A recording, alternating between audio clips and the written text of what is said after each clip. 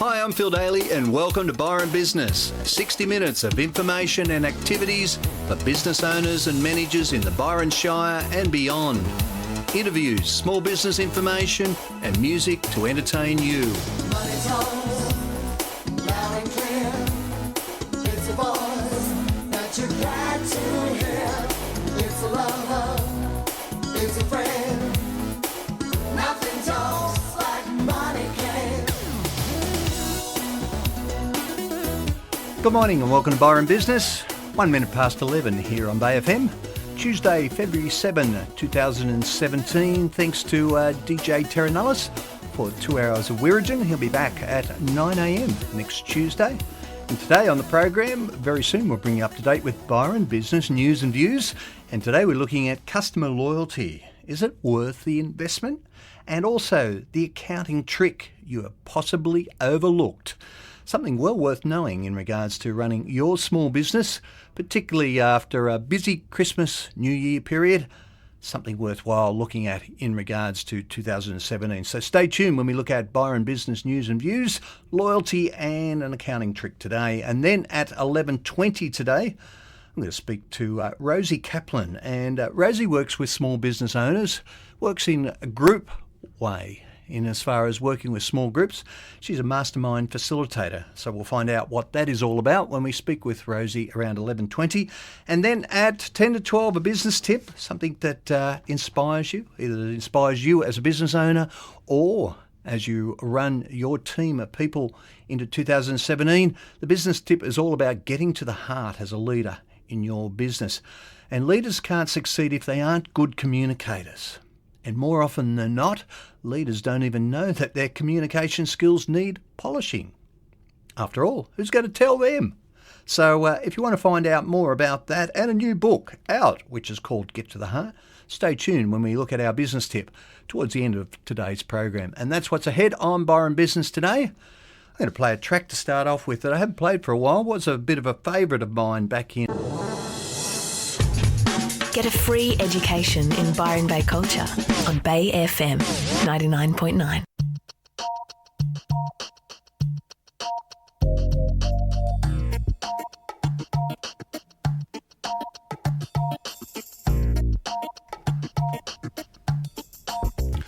Minutes past 11 here on Bay FM. Time to bring you up to date with Byron Business news and views. Why rewarding customer loyalty is a worthwhile investment. In the quest for business growth, it can be easy to forget about rewarding your existing customers as you pursue new ones. As Flower Power CEO John Samet, who we spoke of last week, explains, customer loyalty program has been central to developing a strong, loyal customer base in his business. Having such a community helped the garden centre business drive profitability and keep cash coming in during difficult times. He said one thing that we did learn, particularly during the water restrictions, that was absolutely the worst thing that could happen to a garden business, the fact that the state government was saying you can't water your garden. He went on to say, particularly with lifestyle type customers, they kind of dropped out of gardening. What saved us was the keen gardener. When we started out, we really focused on our loyalty scheme, he said. We call it the Garden Lovers Club. That's a huge success for us, and they've got now over 355,000 members. The club, which offers discounts, promotions and exclusive offerings to its members, help to further entrench the loyalty of Flower Power's key customers. Those guys represent close to 80% of our business. And don't forget the Pareto, 80% of your business comes from 20% of your customers. We need to keep in mind that we worked hard with the guys who supported us from a loyalty perspective. We just wanted to target loyal customers and reward them. And it's been working very well for them over a number of years. So think about a loyalty program for your business. The accounting trick you've probably overlooked. It's surprisingly simple, yet accountants suggest not enough business owners do it, often causing undue stress and difficulties down the track for many business owners. And what is that simple trick? The humble savings plan and a separate bank account. It's important to have some kind of disciplined saving plan for your business so that if you make your money in 6 months of the year, for example, you've got to put aside for those lean times as well. It's always the temptation that there's money in the bank, so let's go ahead and spend it. Let's go ahead and draw it. Let's reinvest on some essential business item. Let's do some upgrades. Let's change our equipment. There are many things that businesses can choose to do. And if you've got a business with strong fixed costs, whether you're earning $1 million or whether you're earning $100 and anywhere in between, you really need to be disciplined in putting aside a little bit of money along the way. Whether you call it a war chest or a savings plan or an emergency fund that you can then have access to if anything goes wrong with the business or to fund future growth. Now, the simplest savings plans you can possibly implement is simply to automatically deduct a portion of every incoming payment and transfer it to a separate savings account. To set up a separate business account, which you could call a GST account, for example, or compliance account, or a separate savings account that earns you interest. All funds in this account should then be strictly treated for statutory obligations. So give that some thought. Set up a separate account, and that way, when the good times are there, you can save some and put it aside for when there are leaner times. That pretty much brings you up to date with Byron news and views. We're going to talk to Rosie Kaplan, who is a mastermind facilitator for small business owners. We'll talk to her very soon. We've been listening to Larry Carlton and a track called Morning Magic here on Bay FM 99. Blackwater.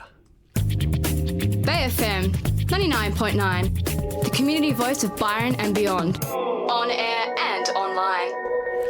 11:20 here on Byron Business, and every week we like to have a different business owner come in and have a bit of a chat to us. You get to find out about the wide variety of business owners here in the Byron Shire and beyond. And today my special guest is Rosie Kaplan. And Rosie is a mastermind facilitator. Good morning, Rosie. Good morning. Great to have you in the studio this morning. Thank you. And let's start off. What's a mastermind facilitator? Well, a mastermind facilitator basically facilitates mastermind groups. So really the question is, what's a mastermind group? So a mastermind group is a group, and I do it with 8 people. So it's a group of 8 committed people who want to grow their business and want to progress in business, who meet regularly, and the way I do it is once a fortnight, and share challenges and the possible difficulties that they're having, or indeed celebrate their successes, because nobody understands a small business person's success the way another small business person does. So this is an opportunity for people to get together and grow together.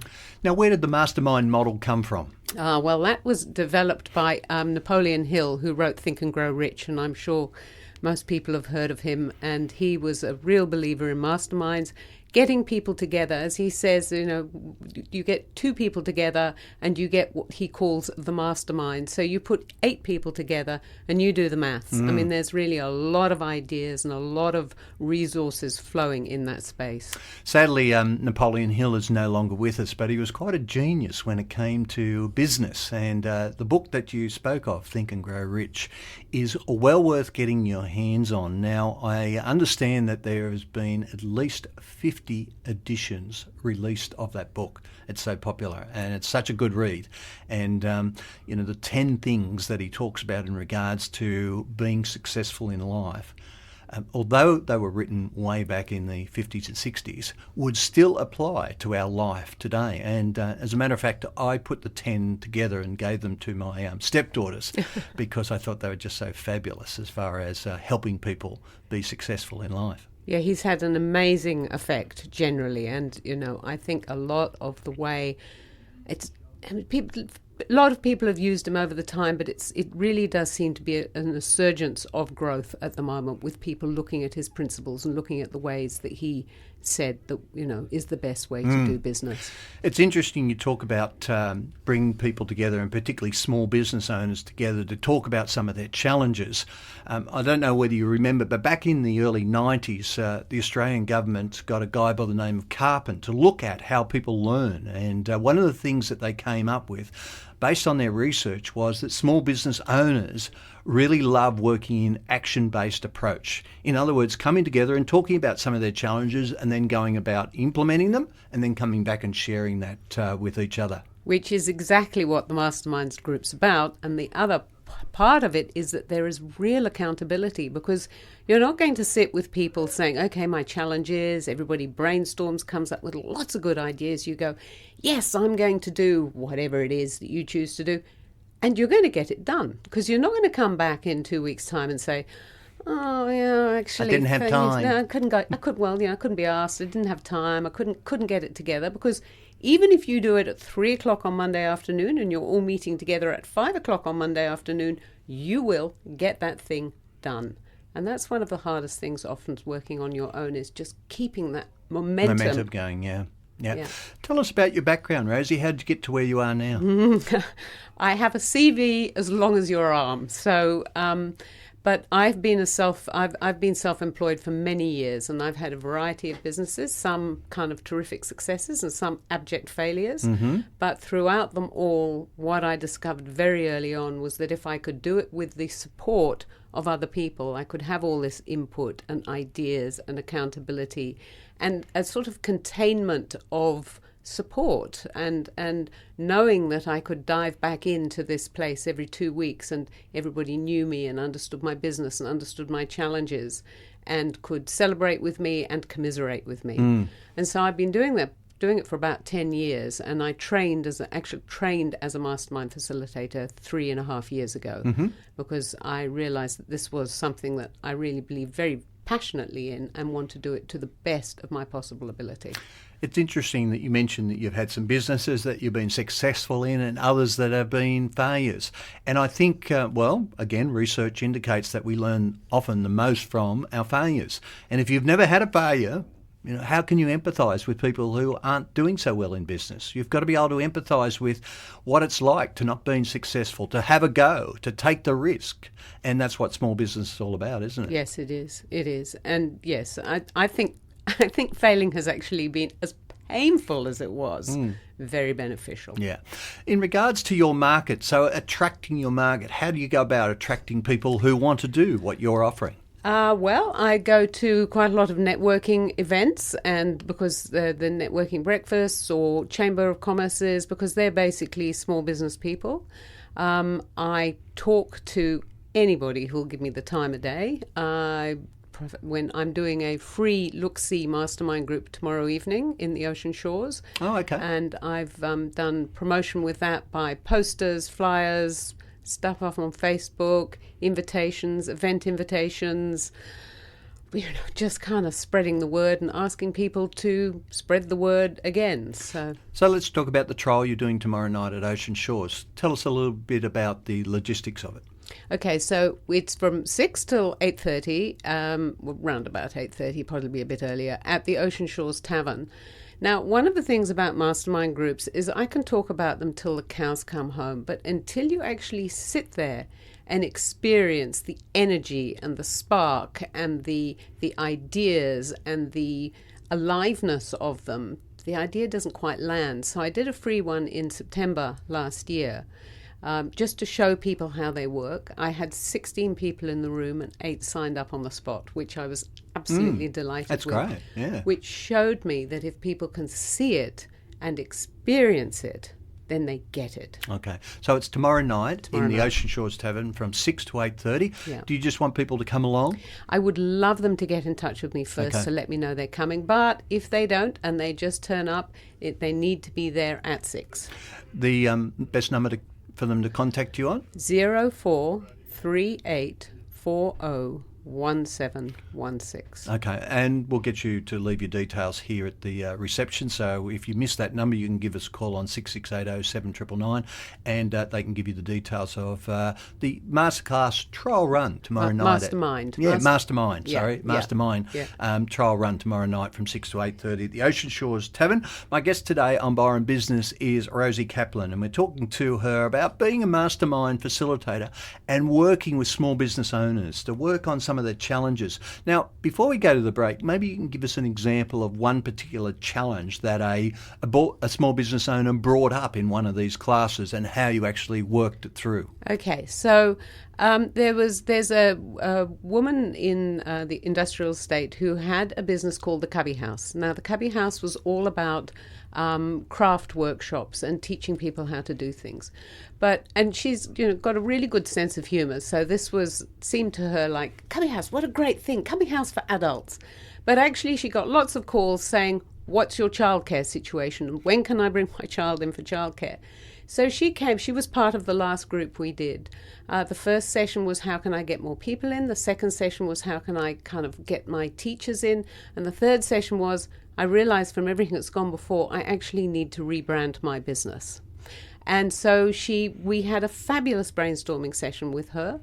At the end of it, she went, not quite right. And 2 days later, we got this really happy, excited email on the Facebook group that we're part of saying, right, I've got my name, Workshops of Byron Bay. She's rebranded. It looks beautiful. And things really seem to be moving ahead for her now because at least she stopped having people asking her about childcare and they are now asking her about workshops. Excellent. Good to hear about a success from something like where small business owners come together, help each other and refine their ideas. Yeah. My guest today on Byron Business is Rosie Kaplan. She's a Mastermind facilitator. We're going to go to a break and then we'll come back and talk a little bit more with Rosie. But before we go to the break, we've got a prize to give away to our subscribers. Rosie, tell the listener what we're giving away today. I'm very happy to share with you and to give away a half-hour accountability session. And you can come to the session with whatever it is that you need to get done now. And we will talk it through, work it through, and I can guarantee you'll get it done. 6680 7999. Give us a call. We'll put your name and your subscriber number in the draw and we'll do the draw in around about 10 or 15 minutes. Let's go to some music. This is from the Avalanche's first album, which came out approximately 16 years ago. And it's called Frontier Song. For the Bohemian Beat. Music, poetry and free speech. 11:36, you're listening to Byron Business through to 12 o'clock when we have the local news with Margaret. And my guest today is Rosie Kaplan, and Rosie is a Mastermind facilitator, works with small business owners to grow and develop their business. And Rosie, one of the things that I've noticed, particularly over the last 5, 6, maybe even longer than that, 10 years, online learning. It's a growing area for some learning. Why is Mastermind facilitation still an attraction for some?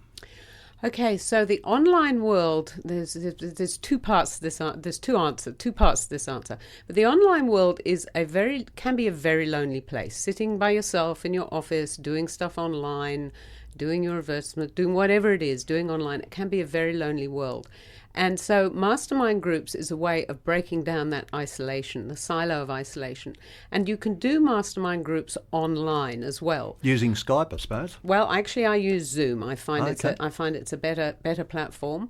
I'm always in a Mastermind group, and I'm currently in a Mastermind group, and we range from outside Townsville in Queensland to country Victoria and a few spots up the coast in between.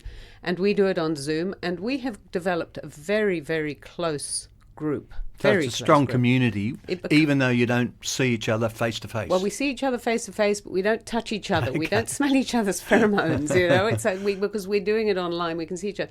But it has been done on the phone for years and years and years, and people still get as much from the Mastermind group as they would do in the past. And I said there was two answers to this guy. I can't remember what the other one was going to be. So anyway, let's move on.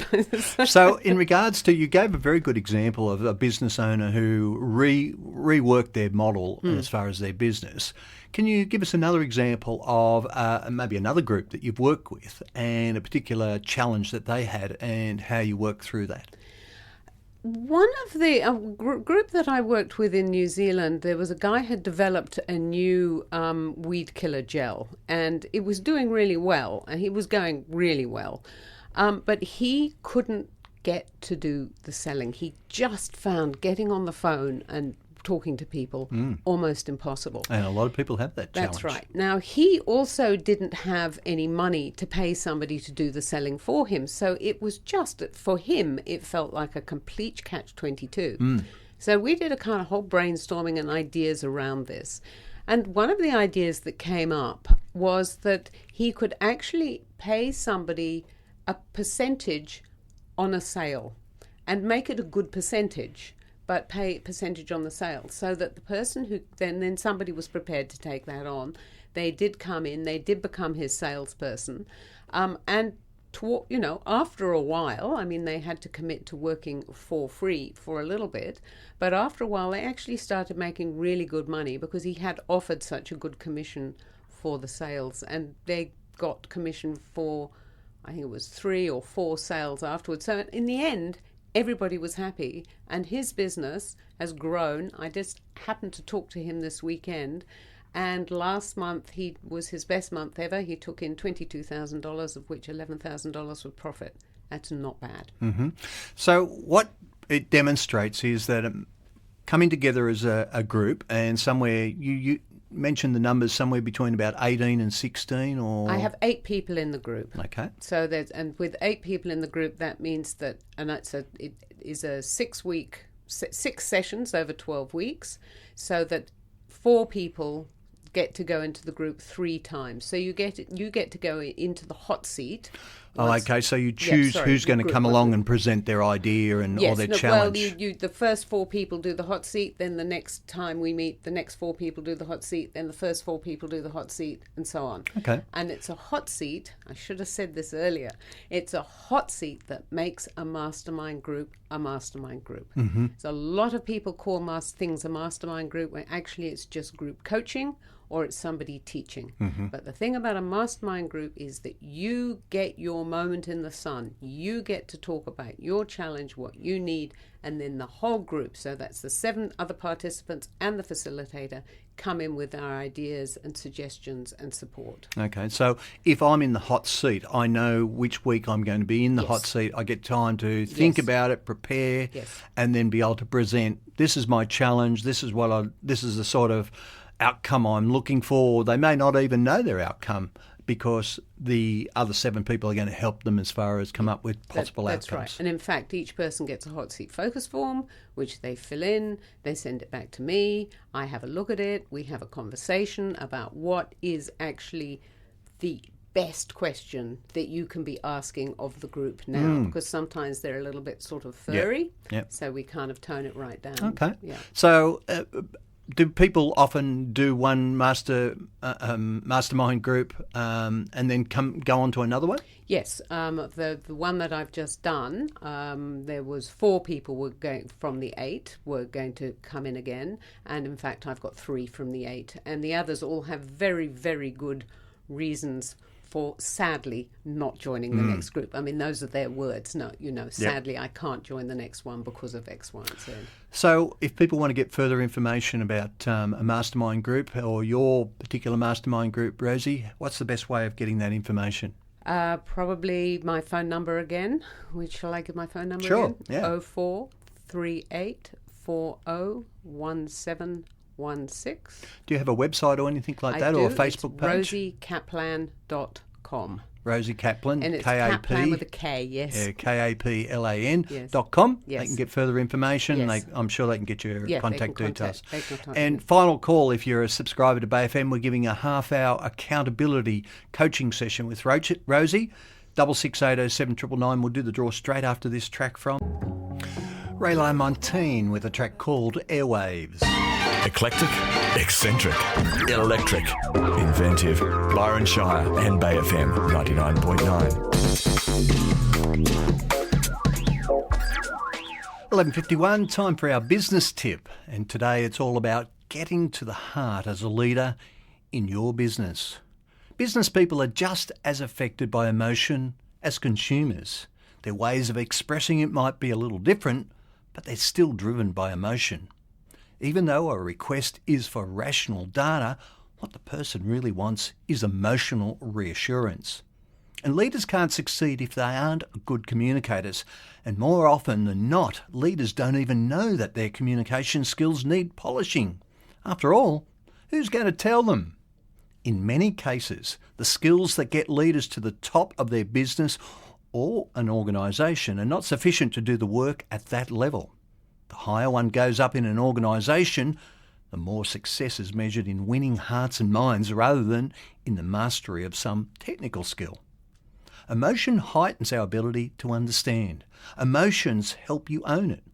Stories evoking emotion are the next best thing to experience. They don't happen to us firsthand, but they can still touch our emotions and give us the glue that heightens our ability to understand, remember, and own the information.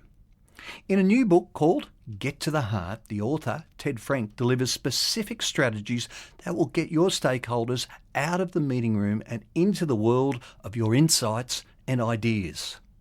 It's storytelling in a form that truly works in a corporate environment because it's based on the approaches movies use, being quick, visual, and emotionally affecting. But instead of focusing on video production, it's a step-by-step method tailored specifically for the strategic projects on your desk right now, with full colour case histories and examples that illustrate the material. Modern marketing is based on two premises. There's the product and there's the emotional benefit we give our target. Today, great marketers know that an emotional benefit will touch people more deeply. Leaders need to be good at interpersonal verbal engagement, one-on-one and large group, in person and at a distance. A leader is judged based on three fundamental public leadership attributes. First up, the leader's bearing. In other words, how the leader carries him or herself. Secondly, the manner in which the leader engages with others. And third, the words and therefore the story the leader uses to engage others. Being effective in engaging audiences requires one additional element, an understanding of what audiences are capable of, and ways to break through the barriers and connect powerfully with an audience. So in essence, to sell your idea as the leader, you must pass your audience's ACID test. What does ACID stand for? Well, A is gaining favourable attention, C is an inspiring confidence, I is for building interest, and D is allowing desire to surface. And when desire surfaces, the others take the lead in the conversation while you provide the evidence necessary to justify the concept you are selling.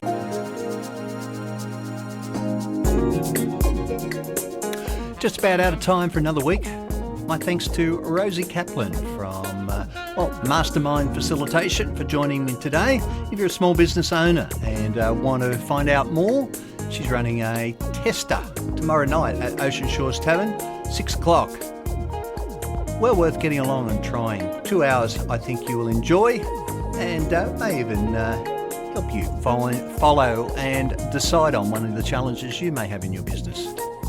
Next week we'll have another business person join us and they'll talk about how they want to passionately develop their business. That's from 11 o'clock next Tuesday. It's Phil Daly saying bye for now.